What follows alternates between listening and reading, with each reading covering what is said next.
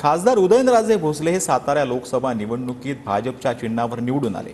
या विजयामध्ये खरे किंगमेकर ठरले ते सातारा जावळीचे त्यांचे बंधू आमदार शिवेंद्रराजे भोसले। आज त्यांनी आमदार शिवेंद्रराजे भोसले यांची सुरुची पॅलेस या निवासस्थानी जात भेट घेतली। यावेळी त्यांना कॅडबरी आणि पुष्पगुच्छ देऊन उदयनराजेंनी शिवेंद्रराजेंचे आभार देखील मानलेत आणि या कॅडबरीवर लव्ह यू असं देखील लिहिण्यात आलेलं आहे।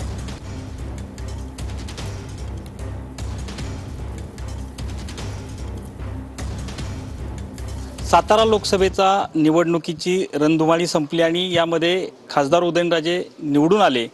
यामध्ये खरे किंगमेकर म्हणून शिवेंद्रराजे यांना ओळखलं जातं। नेमकं बाबा आज तुम्हाला भेटायला उदयनराजे स्वतः आले होते, काय नेमक्या भावना व्यक्त कराल? नाही, शेवटी भारतीय जनता पार्टी आणि आमचे नेते देवेंद्रजी फडणवीस आणि सगळ्यांनी निर्णय घेतला, उदयनराजेंना पक्षाचा उमेदवार म्हणून उमेदवारी दिली आणि तिथनं आम्ही सगळेजणच पक्षाच्या आणि दिलेली जबाबदारी पार पाडायला कामाला लागलो। प्रामाणिकपणे सगळ्यांनीच काम केलं आणि त्याचं फळ मताधिक्यामध्ये मिळालं। पूर्वी हा नक्कीच राष्ट्रवादीचा बालेकिल्ला समजला जायचा किंवा होताच, समजला जायचं म्हणण्यापेक्षा होतात, पण आता ती परिस्थिती राहिली नाही।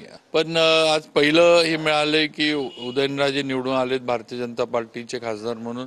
ह्याच्यातच भारतीय जनता पार्टीची काय ताकद आहे हे नक्कीच राज्याला, जिल्ह्याला सगळ्यांना दिसलंय आणि पुढे सुद्धा पक्षाची ताकद वाढवण्यासाठी आम्ही सर्वजण जिल्ह्यातले सगळेच भारतीय जनता पार्टीचे पदाधिकारी सर्व हातात हात घालून ताकदीनं काम करू आणि पुढे सुद्धा जो सर्वसामान्य आमचा कार्यकर्ता आहे पक्षाचा त्याला ताकद देण्याचं काम 100% आम्ही करू आणि हा सातारा जिल्हा हा भारतीय जनता पार्टीचा बालेकिल्ला कसा होईल हा प्रयत्न आमचा 100% राहील। कॅमेरामन अनिकेत सह संतोष नलावडे, TV9 मराठी, सातारा।